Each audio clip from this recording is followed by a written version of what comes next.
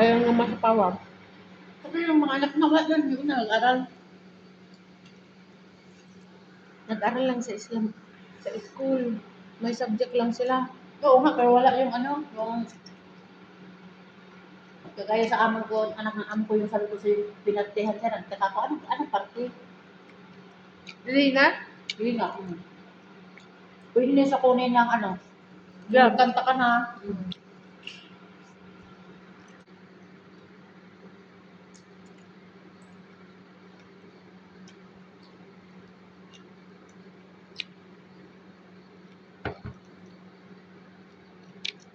Kahit sila ano niya, Islam lang yan, pero hindi na pinag-aral.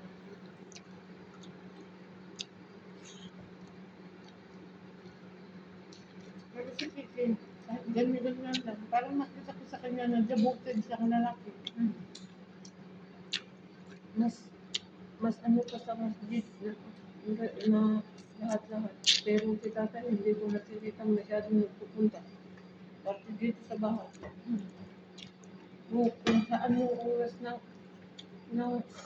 dasal, doon magsilabasan ng mga tao. Yung anak ni Sinayda, parang sa Davao nag-eskwela. Yung mga anak niya, yun. Yung bagong Sinikap dugo niya naman. talaga, sinikap niya talaga yung mga anak niya, paaralin niya.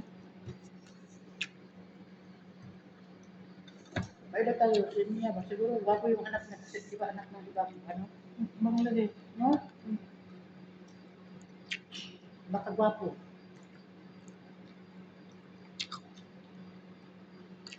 Si ate, walang pamarinig na yung anak ko ganito. No? Wala.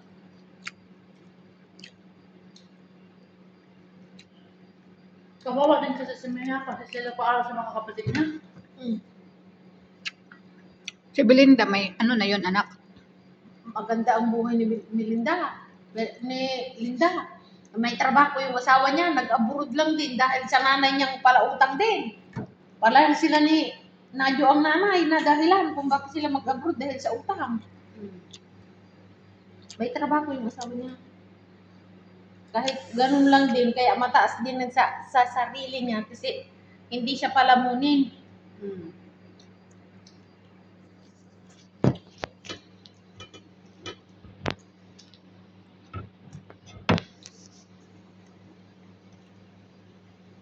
Nakatang mga kaya siya kasi ano man yung kutis niya, maganda ang kutis.